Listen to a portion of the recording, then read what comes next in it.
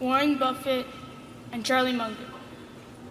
My name is Ethan Raposa, and I am from Omaha, Nebraska. My question is, how will Donald Trump's tariffs affect the manufacturing business of Berkshire Hathaway? Well, to date, steel costs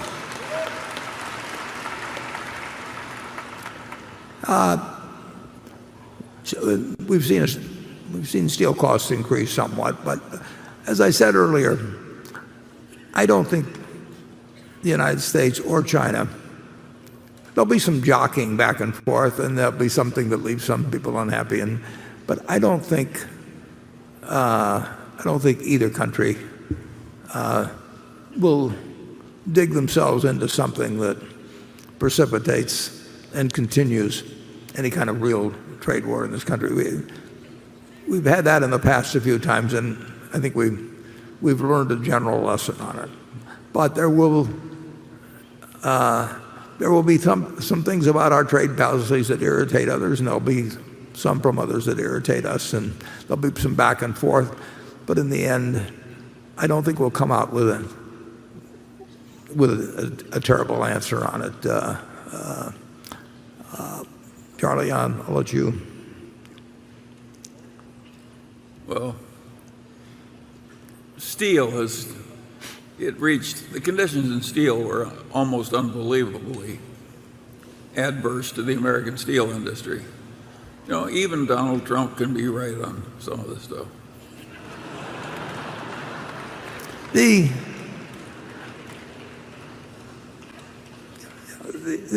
thing about trade, I've always said that the president, whether it's any president, needs to be an educator in chief, which Roosevelt was in the Depression. That's why he had those fireside chats, and it was very important that he communicated to the people what needed to be done and how, and what was happening around them. And trade is particularly difficult because the benefits of trade are basically not visible.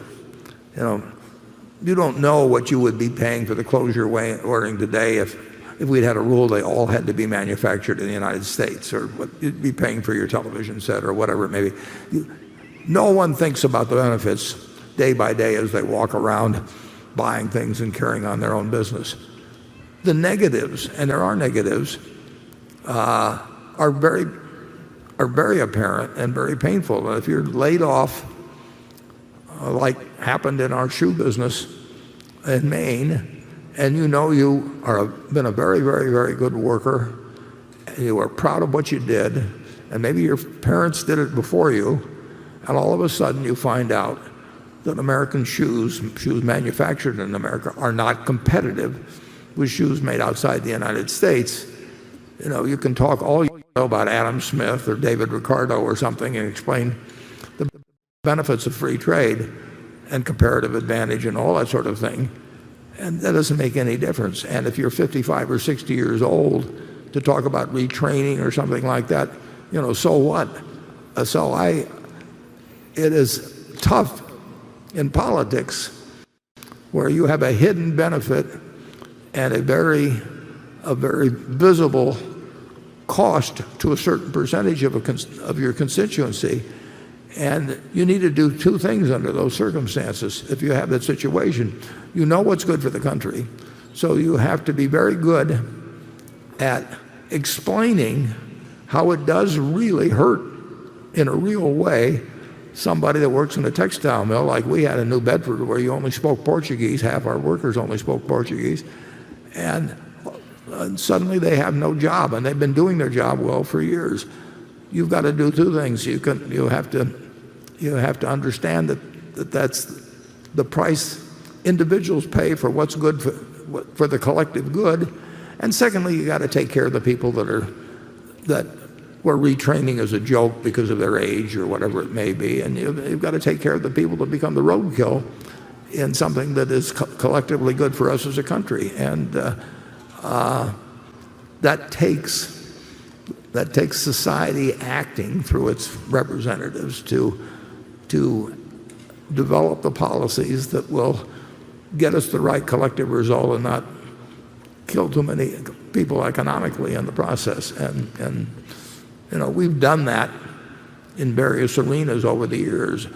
The people in their productive years do help take care of the people that are too old and too young. I mean, every time a baby is born in the United States, we take on an obligation of educating them for 12 years. It'll cost $150,000 now.